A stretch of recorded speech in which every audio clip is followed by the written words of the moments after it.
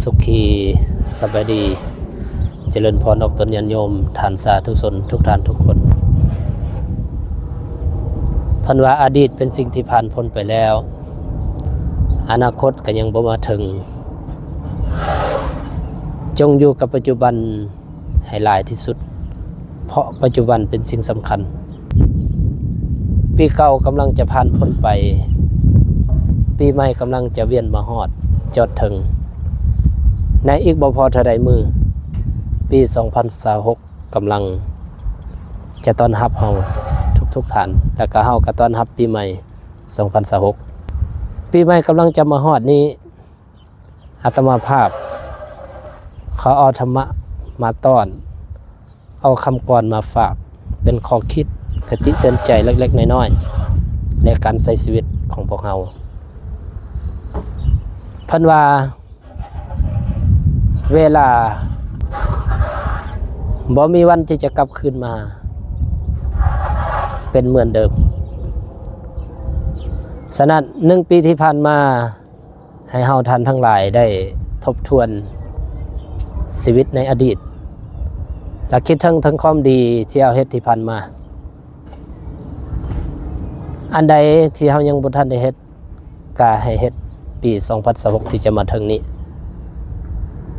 ปีใหม่ก็ให้เริ่มใหม่เฮ็ดใหม่อันใดบ่ดีก็เฮ็ดใหม่ให้มันดีกว่าเก่าเนาะฉะนั้นให้ปีใหม่นี้เนาะจงสั่งแต่ความดีจงสั่งแต่ความดีอันใดดีๆก็ให้เฮ็ดเนาะอันใดยังบ่ทันได้เฮ็ดในปีเก่า2025ที่ผ่านไปนี้ปีใหม่ที่จะมาฮอดนี้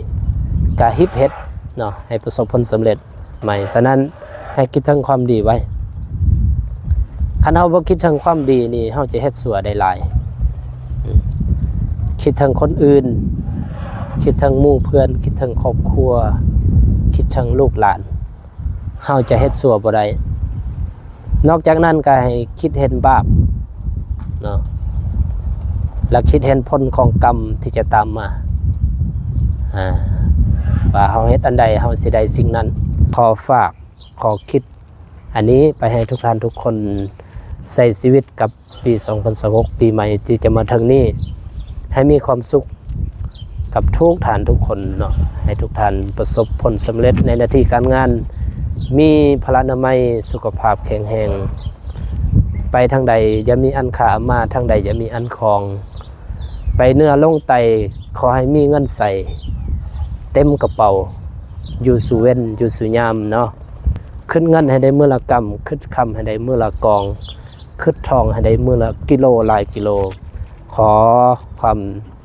สุขความเจริญจงเกิดมีแด่ท่านสาธุชนขอเจริญพร